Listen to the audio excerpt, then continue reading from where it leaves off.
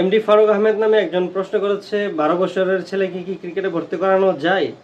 ওনার এই প্রশ্নের একটাই অ্যান্সার, হ্যাঁ অবশ্যই 12 বছরের ছেলেকে ক্রিকেটে ভর্তি করানো যায়। ক্রিকেটে একটা ছেলে ক্যারিয়ার করতে হলে অবশ্যই 10-12 বছর বয়স থেকে প্র্যাকটিস শুরু করতে হয়। সেই দিক থেকেও আপনি যদি আপনার বাচ্চাকে 12 বছর বয়সে প্র্যাকটিসে দিতে পারেন, তাহলে এই ছেলের জন্য একটা সুন্দর ভবিষ্যৎ আছে এই ক্রিকেটে। এখন আপনি বলতে পারেন কিভাবে, সেটা হচ্ছে আপনার বাচ্চার বয়স যদি 12 বছর হয়, সে প্র্যাকটিস শুরু করলে, মেডিকেল করলে, এজ লেভেলে আন্ডার 12 খেলার সুযোগ পাবে। এখানে ভালো করলে আস্তে আস্তে পরের ধাপগুলো অটোমেটিক চলে আসতে পারবে। এখানে ভালো না করলেও সামনে আন্ডার 13 খেলতে পারবে, আন্ডার 14 খেলতে পারবে, মানে আন্ডার 12 2 বছর, আন্ডার 14 2 বছর, আন্ডার 16 খেলতে পারবে 2 বছর।